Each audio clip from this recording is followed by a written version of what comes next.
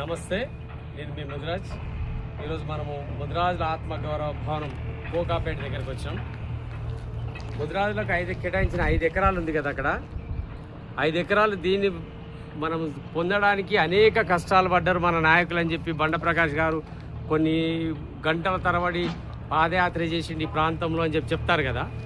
అది ఖాళీగానే ఉంది, కానీ దానికి వెనుక భాగాన్ని చూసినట్టయితే ఇక్కడ కుర్మల ఆత్మగౌరవ భవనం, కుర్మల ఆత్మగౌరవ భవనంలో విద్యార్థి హాస్టల్ ట్రస్ట్ పేరు మీద 3 అంతస్తుల భవనం నిర్మాణం పూర్తయిపోయింది.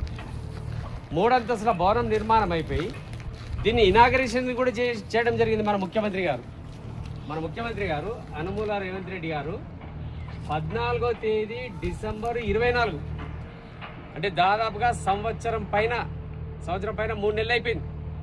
అంటే దాదాపుగా ఒక 15 నెలలు అయిపోయింది. దీంట్లో చూడండి, మొత్తం ఇక్కడ ఎవరు మనకు సిద్ధరామయ్య గారు, కర్ణాటక ముఖ్యమంత్రి గారు కూడా ఇక్కడ వచ్చి శిలాఫలకంలో అంటే ప్రారంభోత్సవం చేసిపోయారు, కానీ వాడుకోలేదు. అంటే మనకు తెలుసు కదా, సంఘ భవనాలు కానీ ప్రభుత్వ భవనాలు కానీ కడితే ఎట్లా ఉంటుంది అంటే ఇది మళ్ళీ శిథిలావస్థకు వచ్చిన దాకా వాళ్ళకి హ్యాండ్ ఓవర్ చేయలేము. అయితే దీని ఎస్టిమేషన్ చూడండి. దీనికి సాధారణంగా అప్పుడు ఆత్మగౌరవ భవనాలకు అన్నిటికీ 5 కోట్లు ఇచ్చామని అన్నారు కదా.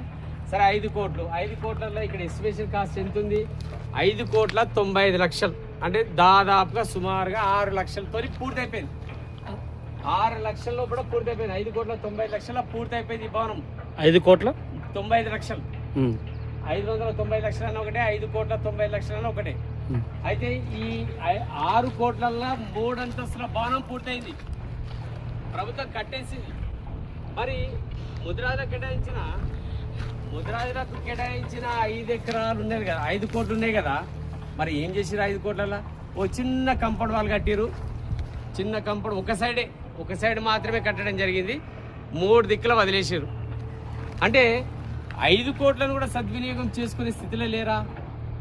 లేకపోతే వీళ్ళు ఏమనుకుంటున్నారు, ఒక పెద్ద ఇంద్రభవనం కట్టిద్దాం అనుకుంటున్నారా?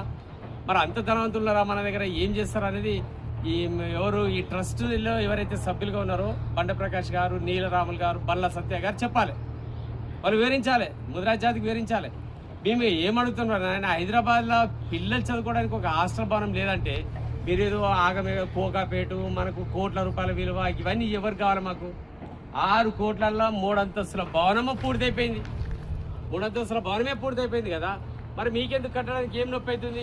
ఒక అంతస్తు తక్కువ కట్టుకున్నా కూడా అయిపోతుండే కదా. లేదంటే అక్కడ ముదిరాజులు ఇప్పుడు హైదరాబాద్లో నివాసం లేని వాళ్ళు అందరూ వచ్చి 100 గజాలకు ఒకరు చొప్పున వాళ్ళు నివాసం ఉంటే ఒప్పుకుంటారా? మీరు వస్తారు కూడా, రేపు ఖాళీ ఉంటే ఎవరో వచ్చి అక్కడ హోటల్